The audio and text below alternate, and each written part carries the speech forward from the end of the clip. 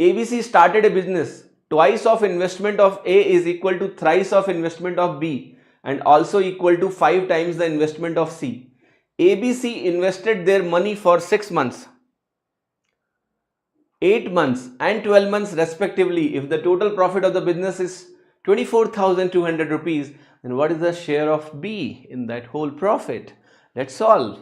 So how to solve? Let's पहले जो बोला है इसको लिखो यार. ए का इन्वेस्टमेंट मान लो ए का है, तो कह रहा है twice of investment of A is equal to thrice of investment of B is equal to 5 times investment of सी.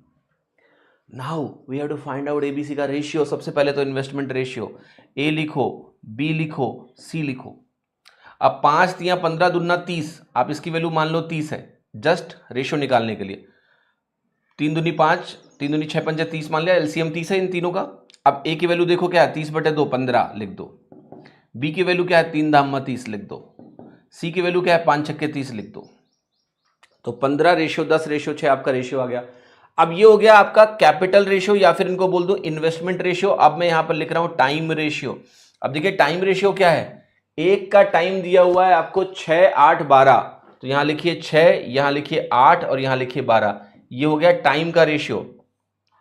अब ध्यान से देखो, आप चाहो तो इसको 2 से पहले सिंप्लीफाई कर लो.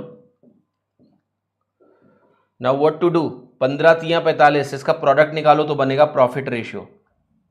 प्रॉफिट रेशियो क्या होता है, इन्वेस्टमेंट और टाइम के प्रोडक्ट का रेशियो होता है. तो 15 तिया 45, 10 चौके 40, 6 के 36. अब इसका निकालो टोटल, तो ये हो गया आपका 81 और 40 हो गया 121, टोटल आ गया 121.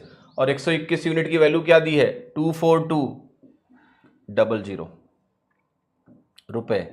यहां से निकलेगा एक यूनिट की वैल्यू 200 रुपए.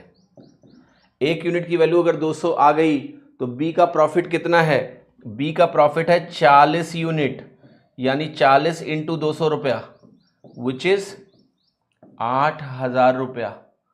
8,000 रुपया आंसर कहां दिया हुआ है आपको, डी ऑप्शन. तो डी ऑप्शन हो गया